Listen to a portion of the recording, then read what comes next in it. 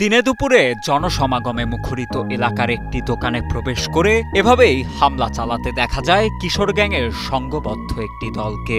মূলত ইফটিজিং এর প্রতিবাদ করাতেই দলবল নিয়ে দফায় দফায় তারা এমন হামলা চালায় বলে জানা যায়। আমরা মা বোন যেন বাইরে স্বাধীনভাবে চলাফেরা করতে পারি, আমাদের উপর যাতে এরকম জুলুম আর এমন অত্যাচার আর এমন হামলাকারীদের হামলা না হয়। প্রশাসনের কাছে একটাই দাবি, আমাদের মানববন্ধন করার একটাই মূল উদ্দেশ্য, যাতে আসামিদের দ্রুত আইনের আওতায় এনে দৃষ্টান্তমূলক শাস্তি দেয়। সম্প্রতি কিশোর গ্যাংয়ের এমন আগ্রাসী তাণ্ডব চোখে পড়ে নারায়ণগঞ্জের সোনারগাঁও উপজেলায়।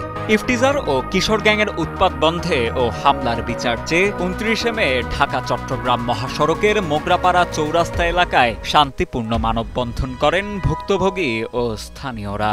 আমরা শুধু একটা কথাই বলতে চাই, এই যে ন্যাক্কারজনক ঘটনা, এই ন্যাক্কারজনক ঘটনার কঠিন বিচার এবং আগামীতে যাতে এই সোনারগাঁয়ে কিশোর গ্যাংয়ের হামলা না হয়, সর্বোপরি এই সোনারগাঁয়ে যাতে একটি কিশোর গ্যাং মুক্ত এবং মাদক মুক্ত সোনারগাঁ থাকে, সেই অঙ্গীকার ব্যক্ত করছি।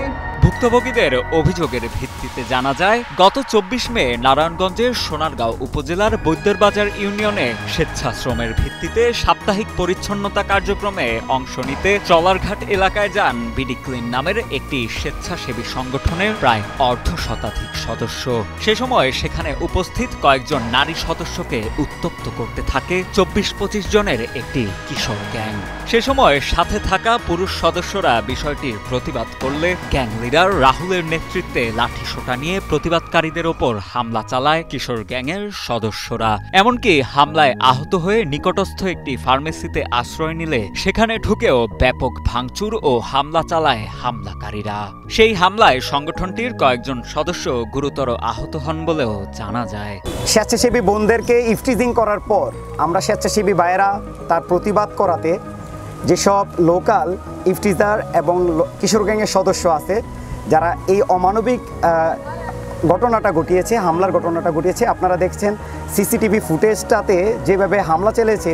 একজন মানুষের সন্তান আরেকজন মানুষের সন্তানের উপর এই ধরনের হামলা চালাতে পারে না। এই ঘটনায় সোনারগাঁও বিডি ক্লিনের সমন্বয়ক কামরুজ্জামান রানা বাদী হয়ে কিশোর গ্যাংয়ের সদস্য আলামিন, সৌরভ, রাহুল, তামিম, সিজান, প্রহর বর্মন, রাসেল সহ অজ্ঞাত ১৪-১৫ জনকে আসামি করে সোনারগাঁও থানায় একটি মামলা দায়ের করেন।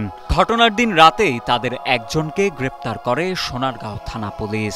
তবে পরবর্তীতে জামিনপ্রাপ্ত সৌরভ সহ অভিযুক্ত কিশোর গ্যাংয়ের বাকি সদস্যরা এখনও বুক ফুলিয়ে এলাকা চষে বেড়াচ্ছে বলে অভিযোগ ভুক্তভোগীদের। এই হামলার তীব্র নিন্দা জানাই। এই নিন্দা জানিয়ে আমরা একটা সোনারগাঁ থানায় আমরা আইনের প্রতি শ্রদ্ধাশীল, আমরা একটি মামলা করি।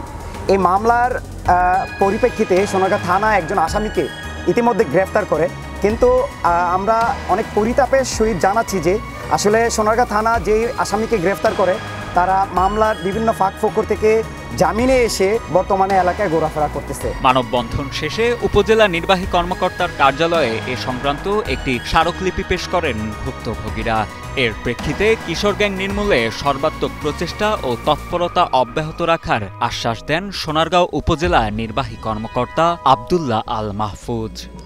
এছাড়া ভুক্তভোগীদের এমন শান্তিপূর্ণ মানববন্ধনকে সমর্থন দেন স্থানীয় সংসদ সদস্য।